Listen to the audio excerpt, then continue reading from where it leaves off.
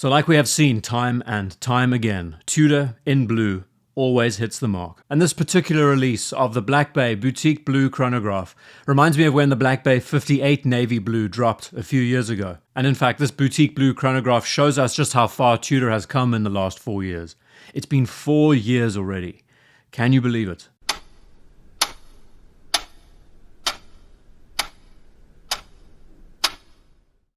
With a launch like this, we can say that we have entered a new generational phase for Tudor watches. Phase 1 began with the origins of the Black Bay, 41mm size, rivet bracelet, callback to past designs. Phase 2 we saw the introduction of the Black Bay 58, this Goldilocks smaller size, and this particular watch catapulted the brand into stardom. And now with Phase 3 we are seeing the Black Bay explored. With more adventurous takes, the chronograph, the inclusion of sun-brushed dials, 5-link bracelets. It's been over 10 years since the introduction of the Black Bay, and it has for sure moved forward in a few places, but also moved backwards in others. Now throughout this 10-year period, we have seen quite a shift in demand for Tudor watches as well. It was, we could say, quite a slow and steady burn until 2018 hit.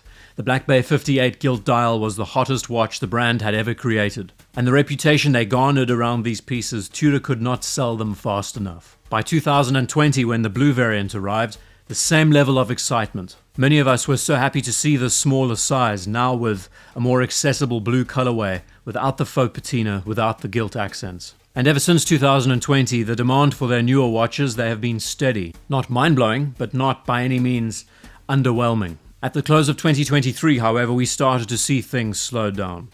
Tudor watches are now pretty easy to pick up at retail, and amazing deals can be found secondhand. I hope to do a follow-up video on this in the future, but we can clearly see that they're a lot more accessible now than they were 2-3 years ago, and where some of the interest in certain collections seems to be slowing down. With other pieces, the attitude is quite different. The Black Bay Chronograph, Panda, Reverse Panda, still being one of their most sought-after collections since their launch in 2021. I would assume this is in part thanks to the relationship with the Rolex Daytona, how many of these elements have been transferred over, how the simple monochromatic colors work with many strap variations. But on top of that, the Black Bay Chronograph has the capability of being a superb daily wearer. It has all of the right attributes, from its water resistance, screw-down crowns, rock-solid build, and reliable chronograph. So what happens when the demand for your product is not as high as it used to be, or you just simply want to drum up hype for your new pieces? Limited editions are one example, and you need to look no further than to a brand like Omega and the Speedmaster. Maybe be quite vague about the numbers of watches that you're producing,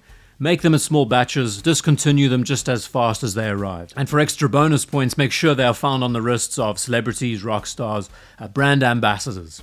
So the opening of 2024, the Inter Miami Pink Pig Black Bay Chronograph sparked a new craze. For the first time in a long time, the reception around this watch was quite different, especially seeing the watch on the wrist of notable people and the fact that social media went mad for it. The prices that these Black Bay chronographs were selling for during their peak, it was unreal. And since Tudor specifically said that these were going to be a very limited production run, and these watches were allocated to a very small percentage of people, naturally the mania was huge. We can speculate that a lot of this hype was manufactured by Tudor, maybe propelled by a lot of us on social media. And with that glowing success, why not keep this level of exclusivity by offering boutique-only editions? And here we now have the Boutique Blue Chronograph, which I'm going to imagine is going to be a wildly successful release because it is in blue, because Tudor in blue is always a popular choice, and because it is a gorgeous watch, let's make no mistake. And immediately when I saw this Tudor, you know what it reminded me of? I love talking about this brand because it's out of left field, but the Zenith El Primero Chronomaster Original Boutique Blue Edition. It has to be one of the most beautiful chronographs that they have made in recent years, and it has had less than zero coverage. But I like talking about it all the same. Blue, white, silver always works with a boutique-only piece. So I would like to take some time comparing this new release to a watch like the Black Bay 58 Navy Blue that was released 4 years ago. These two pieces not only share a close resemblance because they're a part of the same family, but I think in a lot of ways the reception around them is going to be relatively the same. So over that 4-year gap, just look at how much has changed in this period. For one, an emphasis on a chronograph complication based on the tried and true B01 from Breitling. An added date window at the 6th position for a more practical day-to-day wear. All the while, it's a chronograph with a 200-meter water resistance rating, which is something never to scoff at. That alone is pretty good. It's a blue chronograph, it's waterproof, looks great. But Tudor is now integrating sunbrush dials. For the first time, we're seeing this blue dial that was first introduced on last year's Black Bay 36. A far more striking and vibrant colorway that's going to react in the light differently. Then touches of red accents on the depth rating and on the tip of the seconds hand. And then what about silver applied subdials to give the watch a lot more depth? Now we're building.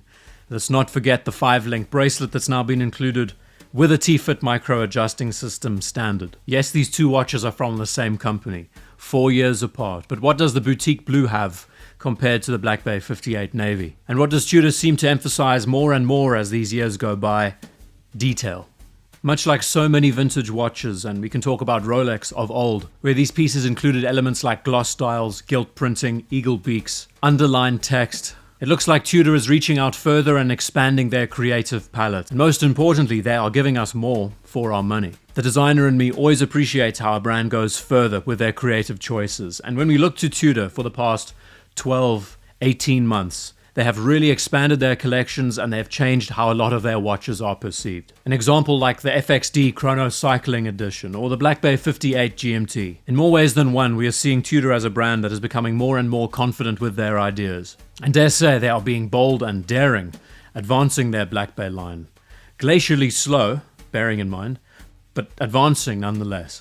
And the result is a beautiful chronograph that doesn't only look the part, but also performs like a modern daily wearer should. And the design improvements I would have wanted to have seen with this watch, the snowflake hand needs to be replaced with a pencil hand, naturally. And for the subdials, the hands should be black, not silver. So where the Panda and Reverse Panda chronograph appealed to some people, I think this blue dial variant is going to appeal to many more.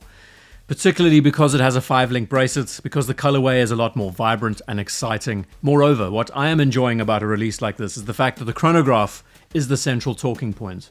We're not talking about a diver here, we're not talking about a simple time only. And it tells me sooner rather than later that my predictions for the big block chronograph is going to come true. Opinions around this model, it looks great, it looks versatile, it looks fresh. As a boutique only edition, they're going to be very hard to source and come by, which is going to increase the reputation, the hype, and the demand. The enthusiast in me sees that this watch is exciting everywhere, not only the bracelet and clasp with the micro adjust, but when you rotate the watch around you see a vibrant blue dial, with the smaller hidden details like the red accents on the dial and a date complication to tie it all together. Love it or hate it, seeing how this watch has evolved from 4 years ago, the Black Bay Navy Blue, to where it is now, it's pretty incredible. And I would say for many years to come that we are going to see a lot more of these Tudor exclusive boutique watches, not only to bring more people into their stores, which is a good thing, but to increase demand for their watches even further. So what are your thoughts around this new release, and what do you think the reception is going to be like? Is this the sort of watch that you would choose over many others? Thank you for taking the time to watch this video. See you in the next one.